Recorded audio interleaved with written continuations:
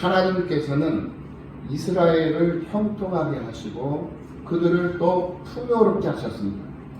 그런데 희한하게 그럴 때마다 이 백성들은 자신을 형통하게 하고 자신을 풍요롭게 하는 하나님을 노래하고 찬송하며 하나님께 감사하며 더 하나님을 가까이 하는 삶을 살아야 되는데 그 풍요로움을 하나님께 감사하는 마음으로 살지 않냐고 자기들의 즐거움에 써버린다라는 거죠. 자기들의 즐거움에 사용해버려요. 그 풍요로움과 그 형통함을 자기 유익을 위해서 사용해버린다는 거예요. 그러다 보니까 하나님을 자연스럽게 떠나요. 하나님이 풍요로운 삶을 보장해 주시면 하나님을 떠나버린다는 거예요. 이게 참 아이러니하죠. 우리가 생각할 때 하나님 내게 물질 주시고 하나님 나를 형통하게 해주시고 나를 건강하게 해주시면 내가 하나님을 일을 열심히 하고 하나님 몸된 교회도 열심히 세우겠습니다. 이렇게 우리는 생각을 하죠. 그런데 그런 생각대로 그대로 그거를 허락해 주고 그거를 보장해 주잖아요. 그러면 우리는 다른 생각이 들어와. 다른 생각을 하죠. 이게 타락한 인간들의 죄성입니다. 타락한 인간들의 죄성. 그러다 보니 하나님을 떠나게 되고 하나님을 배우는 일을 소홀히 하게 되고 하나님을 못 배우니까 하나님을 이제는 잊어버리게 되고 하나님을 이제 배우지 못하니까 알지 못하게 되고 그러다 보니 자기 소견에 오른 대로 자기가 생각하고 자기가 판단한 대로 그냥 그대로 행동하고 그대로 살아버린다.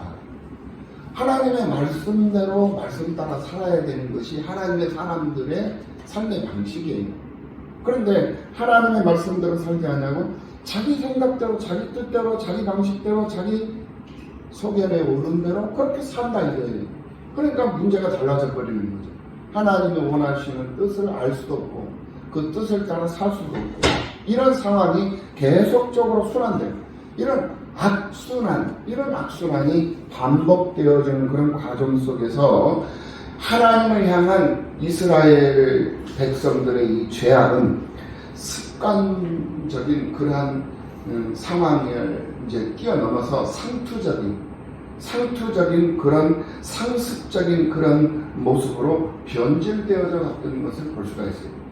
그런 가운데 오늘 본문은 이제 어떤 교회가 등장을 하냐면은 가짜교회가 나와요. 가짜교회, 엉터리 교회가 세워지고 월급을 주고 제사장을 고용을 하는 그런 고용주, 교주가 등장을 하고 있는 것을 볼 수가 있어요. 놀라운 것은 하나님 나라 백성들의 죄악이 어떤 한계점을 넘어서면 하나님께서는 그들을 향한 징계마저도 멈춰버린다는 것을 우리가 이 성경을 통해서 확인해 볼 수 있다는 것. 하나님의 백성으로 세상을 살면서도 세상 사람들과 아무런 다름이 없이 아무런 차이가 없이 구별된 모습이 전혀 보이지 않을 때의 모습, 그 모습이 바로 하나님이 그들을 그냥 내버려 두신 결과의 모습이더라 라는 것을 여기서 깨달아 볼 수 있다는 거죠. 로마서 1장 28절 말씀을 보면은 또한 그들이 마음에 하나님 두기를 싫어하네 하나님께서 그들을 그 상실한 마음대로 내버려 두사 합당하지 못한 일을 하게 하셨으니 라고 말씀하신 대목이 있는 것을 볼 수가 있어요. 그러므로 하나님께서 나를 간섭하지 않으시고 그냥 나를 그대로 내버려 두신다는 것은 복이 아니라 바로 나에게는 저주가 되는 그러한 상황이 된다는 것을 우리가 깨달아 볼 수가 있다라는 거예요. 그래서 사사기 16장까지는 이스라엘이 그릇된 길을 갈 때마다 외부 세력의 침략과 약탈이 아주 극심했던 것을 볼 수가 있어요. 그래서 이스라엘 백성들은 하나님께 나아가서 기도할 수밖에 없었어요. 이게 무엇을 우리에게 교훈해 주고 있냐면 풍요로우면 하나님을 더 경배하고 더 하나님을 더 가까이 할 것 같지만은 그렇지 않더라고요. 풍요로우니까 오히려 더 타락할 수 있는 그러한 요소들이 더 많아지더라고요. 그래서 하나님께서는 풍요로움을 주시지만 때로는 어느 정도 적당하게 주시다가도 거두어 가신다는 거예요. 예. 그래서 약탈을 당하게 하고 억울함을 당하게 하고 억압을 당하게 하고 착취를 당하게 하고 주권을 상실하게 하고 그렇게 하니까 사람들이 하나님의 힘이 필요한 거예요. 그래서 내 힘으로는 안 된다는 것을 아니까 하나님을 바라보게 되고 하나님을 의지할 수밖에 없게 되고 하나님 앞에 부르짖어서 기도할 수밖에 없는 상황에 이르게 되더라고요. 그러니까 하나님은 죄성에 찌들어 있는 그 인생들을 알고 있기 때문에 하나님은 우리가 생각하는 만큼 풍요로움과 넉넉함을 주시지 않아요. 이거 잘 알아야 돼요. 그렇다고 해서 아예 궁핍한 삶을 살다가 하나님 앞에 서게 하시느냐? 그렇지도 않아요. 그러니까 내 뜻대로 내 마음대로 내 방식대로 하나님께서 내 풍요를 채워주고 내 형통함을 채워주시는 것이 아니라 하나님의 계획과 하나님의 섭리 안에서 우리가 적응해 가야 할 때, 적응을 하게 될 때 우리에게 주어지는 풍요로움은 자연스럽게 오고 자연스럽게 우리에게 채워지더라는 거예요. 그래서 우리의 문제가 내가 전전긍긍해서 이 일을 내가 해결하고 살아야 되겠다 해서 하나님 앞에 부르짖고 간구함을 해가지고 하나님이 응답해 주심으로써 이 문제가 해결되는 방법도 있지만은 때로는 내가 구하지 아니할지라도 하나님은 미리 아시잖아요. 우리의 필요를 아시는 하나님이시기 때문에 때로는 구하지 아니할지라도 하나님이 내게 풍요로움이 필요하다라고 생각하실 때 하나님은 내게 풍요로움을 주시고 때로는 내게 억울함을 당하게 하셔서 그 억울함으로 말미암아서 하나님 앞에 더 가까이 하고 하나님을 더 간절히 찾는 그러한 동기부여를 하나님께서 허락하셔서 우리를 이끌어 가시고 우리를 주관해 가시고 주도해 가신다 이거예요. 이런 하나님을 우리는 잊어서는 안 된다. 그렇기 때문에 하나님과의 관계의 설정을 분명하게 하고 세상을 살아야 된다. 하나님과 관계가 분명해야 돼요. 내가 형통할 때도, 내가 잘 나갈 때도, 내가 풍요로울 때도, 내가 건강할 때도, 또 반대로 내가 질병 가운데서 사투를 벌릴 때도, 내가 어떤 고통 가운데, 어떤 억울함 가운데, 불편함 가운데, 부족함 가운데, 배고픔 가운데 놓여 있는 그런 상황이라 할지라도 잘 나갈 때나 못 나갈 때나 건강할 때나 건강하지 못할 때나 똑같은 그러한 상태로 하나님과의 관계 설정이 설정되어져 있어야 된다. 그래서 하나님에 대한 열정이 식어져서는 안 돼요. 우리가 하나님 앞에 설 때까지는 하나님에 대한 열정은 끊임없이 솟아나야 돼요. 어떤 상황에 처해 있어도 내가 형통하고 내가 잘 나가는 그런 상황에 놓여 있든지 이 폭설로 인해 가지고 상황 예기치 못했던 비닐하우스 농장이 갔다가 다 폭삭 그냥 주저앉아버리고 이런 상황에 처할 때도 있고 이럴 수도 있고 저럴 수도 있고 그러나 하나님과의 관계 설정을 분명하게 해놓은 사람은 어떤 상황 속에서도요 그 관계 설정이 흐트러지지 않기 위해서 노력을 하고 거기에 관심을 두고 수고를 하며 애쓴다라는 것을 알아요. 그게 믿음의 사람입니다. 그게 하나님을 믿는 믿음의 사람입니다. 할렐루야. 우리의 삶이 하나님과 관계 설정을 분명하게 살아야 돼요. 오늘 본문을 보니까 하나님께서 이스라엘 백성들의 그 여러 가지 그 시대적 섭리를 통해서 이스라엘 백성들에게 약속하신 그 약속의 땅을 허락해 주셨어요.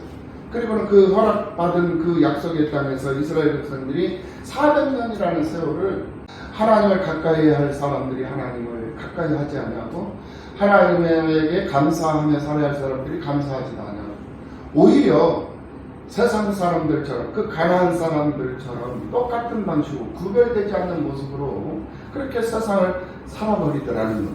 내버려둬요. 일단은 내버려둡니다. 관심 두지 않아요. 어떻게 되든지 간에 상관없어요. 그냥 내버려둬요. 관심을 두지 않는다는 거예요. 왜? 그들도 하나님에게 관심을 두지 않으니까 하나님도 그들을 그 상실한 마음대로 그냥 내버려두고 합당치 못한 그런 일들을 하도록 내버려둬버려요. 왜 그러느냐? 그들도 하나님을 노래하지 않으니까 하나님도 그들을 그냥 내버려둬요. 언제까지? 그들이 두 손 들고 항복하고 주님 앞에 나올 때까지. 그냥 그대로 내버려둔다. 하나님의 백성이 가나안 사람들과 별반 다를 바 없는 모습으로, 구별되지 않는 모습으로 그렇게 살아가도록 내버려 둬버리는 거예요. 왜냐? 말씀에 순종하지 않냐고, 말씀에 관심이 없어, 말씀에 귀 기울이지 않아. 그렇게 기도하라 하는데 기도하지 않아.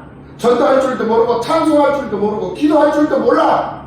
그래서 하나님께서 그것을 그대로 그냥 내버려 두는 거야. 언제까지 그렇게 하는다고 내버려 두는 거야. 그러면 우리가 하나님이 간섭하지 아니하시면은 하나님이 나를 사랑하시는가 보다, 하나님이 나를 축복하시는가 보다, 이렇게 착각하지 말아요. 간섭하지 않으면 오히려 불안해요. 아니, 하나님께서 왜 나를 가만히 내버려 두시지? 긴장을 해야 돼요. 내가 뭘 잘못하고 있나? 자신을 돌아볼 수 있어야 돼요. 미가의 어머니가 큰 부자였어요. 큰 부자였는데 어느 날 은 1100개를 잃어버렸어요. 도둑 맞은 거야. 방 안에다가 은 1100개를 방 안에다가 엎쳐놨는데, 아이 세상에, 어느 날 갑자기 은 1100개를 갖다가 꺼내가지고 뭔가를 해보려고 했는데 사라진 거야. 사라진 것이 이제 보이는 거야. 깜짝 놀랐지. 그러니까 지금 시가로 친다면 수십억 원이 넘는 그런 어마어마한 그런 돈이잖아요. 그런 돈이 없어져 버립니다. 이 은 1100개가 큰 금액이다라는 것을 우리가 알 수 있는 그 배경이 있어요. 오늘 보면 17장 10절 말씀.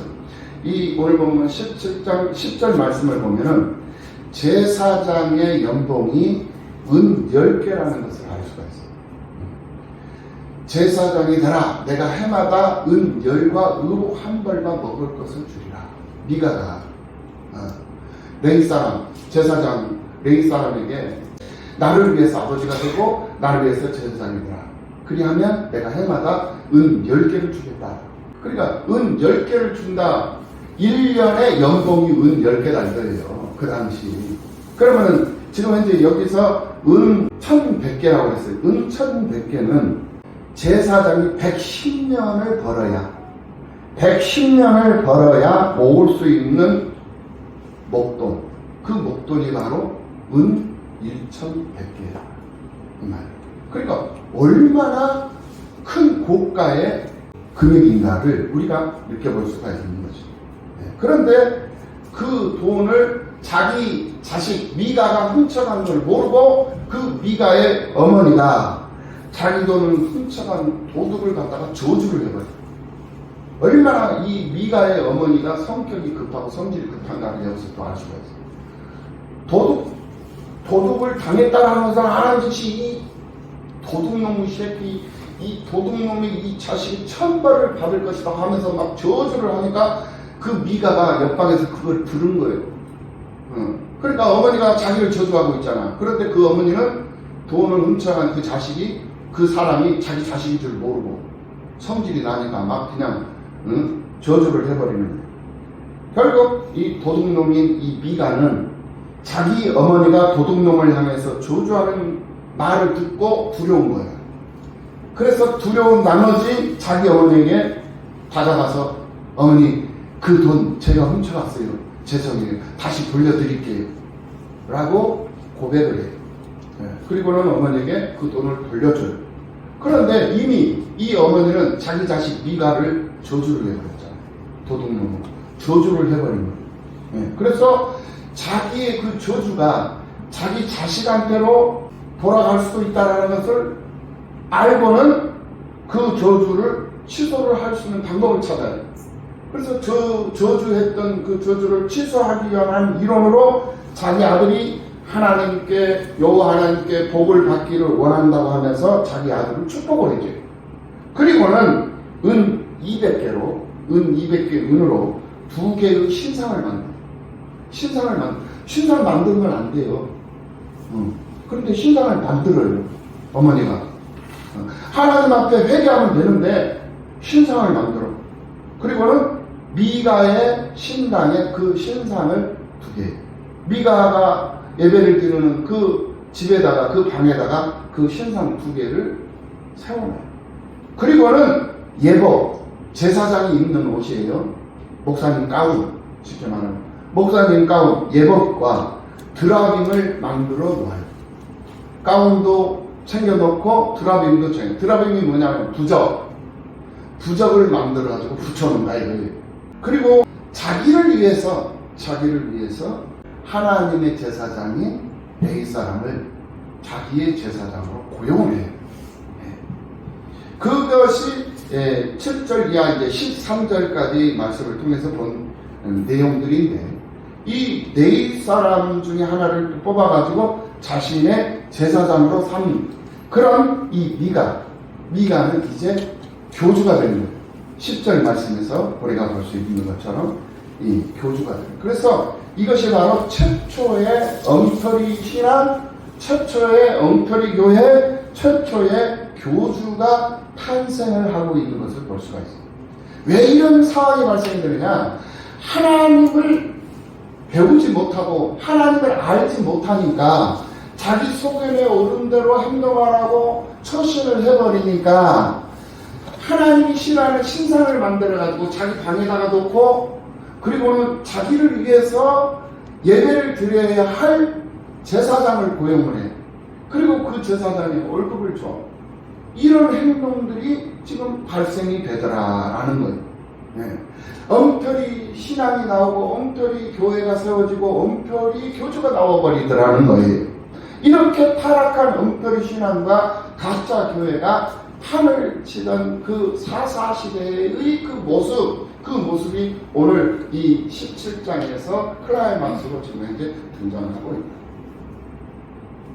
그 가짜 교회의 첫 번째의 모습이 어떤 모습이었느냐? 바로 배금주의, 황금만능주의였다. 배금주의, 황금만능주의. 돈이면 다 된다. 요즘 세상 다 그렇잖아요. 요즘 세상도 돈이면 안 되는 것이 없잖아요. 돈이면 다 되잖아요. 그러니까 사사시대의 엉터리 교회, 엉터리 믿음, 엉터리 신앙, 엉터리 교주가 나온 그 배경과 어쩌면 그렇게 오늘날 우리가 살고 있는 이 시대와 똑같은지, 어쩌면 그렇게 비슷한지.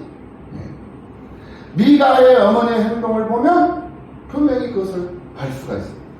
돈을 도둑맞았다는 사실을 알게 되자 도둑질을 해간 사람은 무조건 저지어버려요.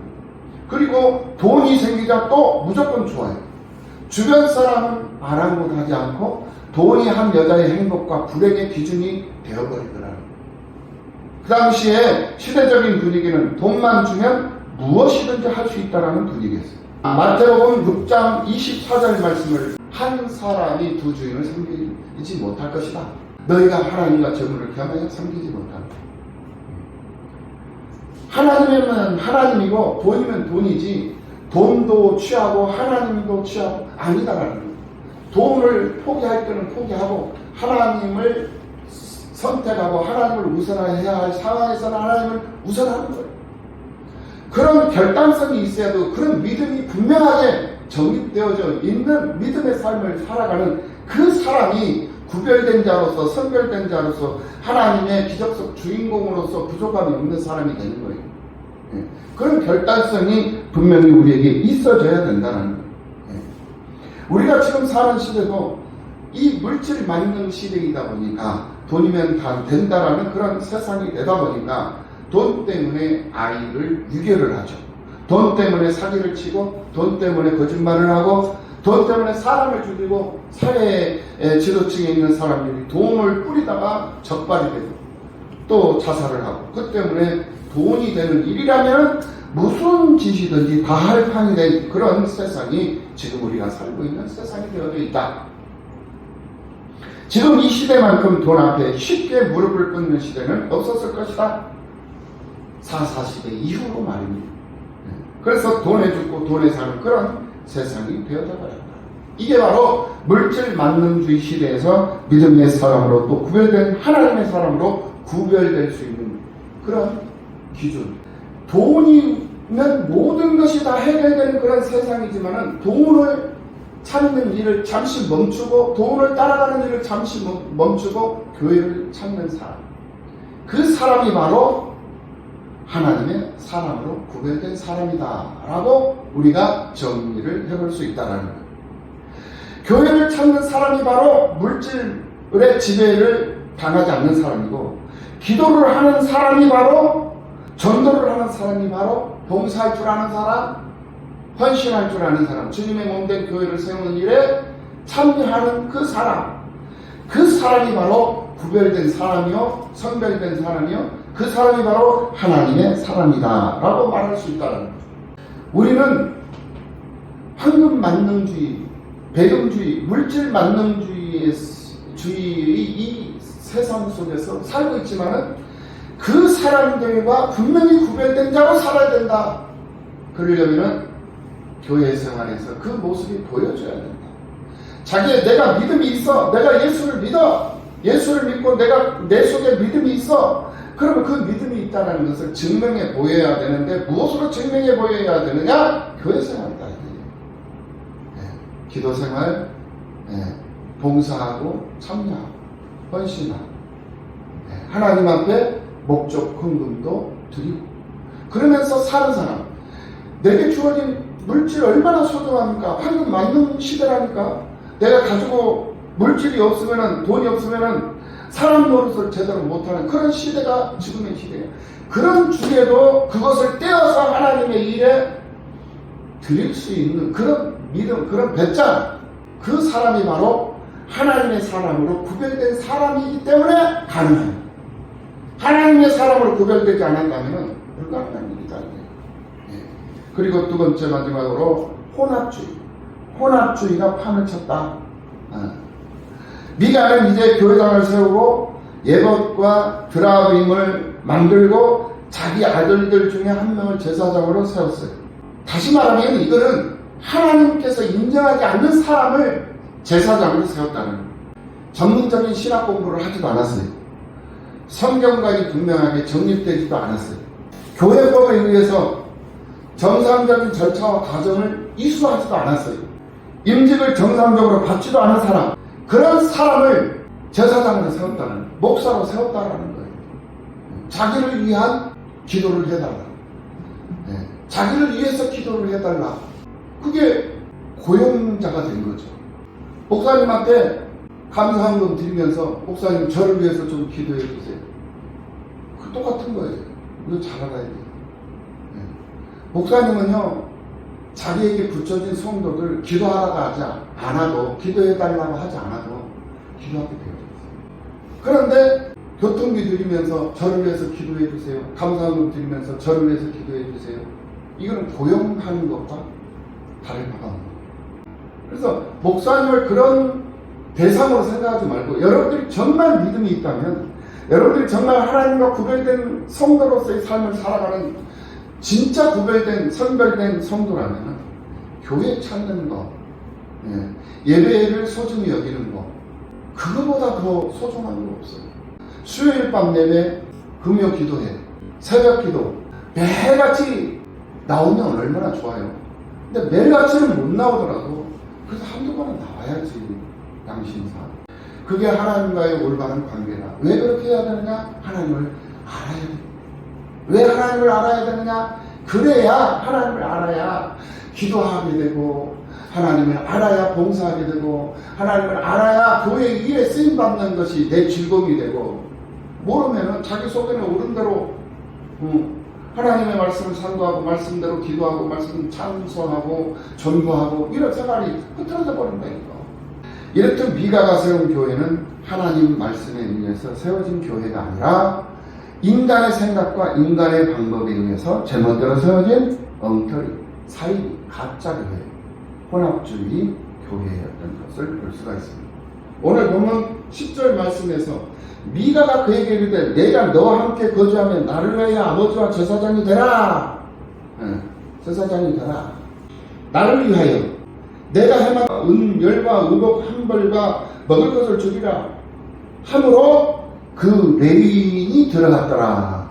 그 레위인이 미가의 제사장이 되었더라. 이 말이에요.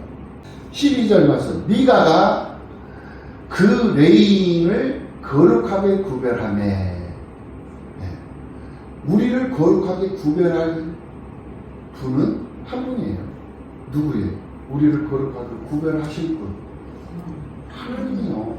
하나님만이 우리를 거룩하게 구별하실 수 있는 권한이 있으시죠. 그런데 지금 미가가 그 레위 사람은 제사장이잖아. 그 레위 사람을 거룩하게 구별을 했어. 사람을 거룩하게 구별. 그 청년이 미가의 제사장이 되어 그 집에 있었더라. 이게 얼마나 이게 엉터리냐고요. 가짜들이 얼마나 지금 현재 많아요. 목사들 가짜들이 수두룩해요. 신학교도 어디서 나왔는지도 모르고 누구한테 목사 안수를 받았는지도 모르고 근본도 없고 근원도 모르고 정체성도 없는 그런 사람들. 자기 목사래! 그러면서 교회 세워놓고 예배당이라고 해놓고 교회도 없어. 간판 붙여놓고. 아니 십자가를 놓고 간판을 붙여놓는다고 해서 그 사람이 목사냐고. 그게 교회냐고. 근데 그 사람을 보고 목사님이라고 그러고 그걸 교회라고 그러고 그걸 성전이라고 그러고 아무한테나 목사님을 하지. 그거 있으면 안 되는 거예요. 그런 일들이. 그 사람 자기가 목사면 어떻게 해서 당신이 목사입니까? 나는 당신을 목사로 인정합니다. 내가 보고 봤고 내가 그거를 들었는데 구별을 해야죠. 목사라고 하면 어떻게 해서 목사가 됐는지 모르겠지만 앞으로 가면 갈수록 더 거짓된 목사들, 가짜 목사들 많아요. 아무한테나 머리 뒤밀어 내리고 아무한테나 상담하고 아무한테나 하지 말라는 거야. 경계를 하라는 거야. 가짜가 진짜 같고 진짜가 가짜 같은 세상이 되어버렸어요. 왜 진짜가 같다면 진짜야. 그런데 하나님의 말씀을 진짜로 가르치고 교육을 하니까 재미가 없어. 고리타분하고 졸리기만 하고 맨날 그러니까 재미가 없는 거야. 그런데 가짜들은 엄청나게 흥이 막 넘치거든. 막 그냥 오도만장을 다 들으면서 그냥 히히히 헤헤헤 웃음치료 해주면서 다 해줘. 그러니까 마음에 들거든. 그러니까 좋은 거야. 그러니까 진짜 같아. 가짜인데. 이게 잘 알아야 되는 거예요. 그러니까 가짜가 판을 치는 시대가 돼버린 거야. 이 시대가. 지금 오실 날이 받은 거예요. 가짜한테 형 뺏지 말라는 거야. 가짜한테 마음 뺏기지 말고. 가짜한테 시간 뺏기지 마. 그 시간이면 교회 와가지고 하나님 전에 와서 하나님 앞에 기도하라는 거예요. 하나님 앞에 기도하고 성도들을 위해서 기도하고 목사님 위해서 기도하고 사모님 위해서 기도하고 성전을 위해서 기도하고 또 우리 권사님들 우리 장로님들 위해서 기도하고 우리 집사님들 위해서 기도하고 두두학과 김춘배 집사님 나는 거기 가보지는 않았지만은 하나님 어머니 그곳에 눈으로 해가지고 비닐하우스가 몽땅 그냥 내려앉았다고 하는데 하나님 어떻게 해요? 나는 돈도 없고 어떻게 나는 기도밖에 할 수 없습니다 하면서 기도해봐. 하다 보면요 1시간 2시간씩 하루 종일 기도해도 끊임없이 기도가 나와. 왜? 이제는 기도빨이 막 이제 적응이 된 거야. 그러니까 막 나온 거야. 그러니까 고기도 뭐 해본 사람이 먹는다? 똑같은 거야. 고기도 먹어본 사람이 고기 먹을 줄 알아. 고기 안 먹어본 사람이 어떻게 고기를 먹어? 기도도 마찬가지야. 기도도 해본 사람이 기도한다니까. 아멘. 해본 사람이. 그러니까 기도를 멈추지 말아라. 기도를 해라. 어떻게 기도해? 수요일 밤 예배 나와서 기도해. 새벽 예배 못 나오면 먹은 자리에서 주여 일어나가지고 5시 반이야. 이제는 5시가 아니라 5시 반 딱 정해졌어. 5시 반 딱 넘으면 우리 목사님 지금 새벽 전에 기도하고 계시구나. 나도 기도하자. 그러면 최소한 1분, 2분, 3분만 할 거냐. 아니라 최소한 30분, 1시간을 해야 될 거 아니야. 그때 기도할 때 남편 이름을 부르면서 기도하고 우리 최영수 장로님 지금 현장에서 열심히 지금 하고 고생하면서 지금 노가다를 뛰고 있는데 하나님 힘 주시옵소서 위험하지 않게 해주셔서 남편에서 기도 계속 남편 생각하면서 기도해. 그래서 기도하다 보면 그게 처음에는 30분, 1시간 더 못하는 것 같지만 하다 보면요 기도가 든다니까. 그걸 하루 종일 기도해도 배고픈 줄도 모르고 지출도 몰라. 그렇게 기도해야 돼. 교회에서도 기도하고 몸자리에서도 기도하고 기도에 미친 사람이 되라는 거예요. 할렐루야. 기도에 미친 사람이 되라는 거예요. 그렇게 기도에 미친 사람이 되면 우리 하나님이 걱정을 해요. 하나님이 염려를. 그래서 기도를 들어주셔. 기도 안 들어주시면 저 미칠 것 같아. 그러니까 안 되잖아. 그럼 하나님 손해보잖아. 그러니까 들어줍니다. 그래, 이제 그만해. 그래서 그 기도의 목적, 그 기도의 내용, 이걸 하나님이 다 하나도 놓치지 않고 다 듣잖아요. 들어주셔요. 구별된 사람으로 부족하면 우리 모두가 다 되어야 될 줄로 믿습니다. 네. 오늘날 교회가 참 위험한 그러한 상태에 이르렀어요. 한국 교회뿐만 아니라 세계가 다 그래요. 그래서 혼합, 혼합이 되어져서 오직 예수 그리스도만이 구원의 하나님이시거든요. 그런데 구원의 확신이 없어. 그러다 보니까 예수님만 구원의 완성주여, 구원의 절대주라는 것을 모르는 사람들이 가면 갈수록 더 많아. 성경이 하나님의 말씀이다. 또 어떻게 성경이 하나님의 말씀만 있느냐? 하나님의 말씀도 있고 사탄의 말도 있고 마귀들의 말도 있고 베드로 말도 있고 요한의 말도 있고 도마의 말도 있고 맞잖아요. 근데 어떻게 이게 하나님의 말씀이야? 다윗의 말도 있고 사탄의 말도 있는데 어떻게 하나님의 말씀이 아니야. 그 안에 이런저런 일, 그 사탄도, 그 마귀들도, 베드로도, 하나님이 다 말하게 하시고, 다 생각하게 하시고, 행동하게 하시고. 그래서 그게 다 종합적으로 들어와 있기 때문에 그게 하나님 말씀을, 그것을 통해서 하나님이 어떤 하나님이신가를 우리에게 교훈하시는 것이 하나님 말씀입니다. 하나님 말씀을 멀리 하지 마요. 엉터리 신앙, 엉터리 교회, 혼합 종교. 그런 종교. 우리는 경계해야 된다. 그 경계를 하려면 어떻게 해야 된다? 알아야 된다. 알기 위해서는 어떻게 해야 된다? 교회 생활에 게으리하지 말고 교회 생활에 우선이 되어서 장로님들, 권사님들은 교회가 우선이어야 돼요. 게으리함이 없고 귀하게 쓰임 받아서 우리 팔복 교회를 하나님 앞에 봉헌할 수 있는 여러분들의 믿음, 신앙이 되시기를 예수님의 이름으로 축원합니다.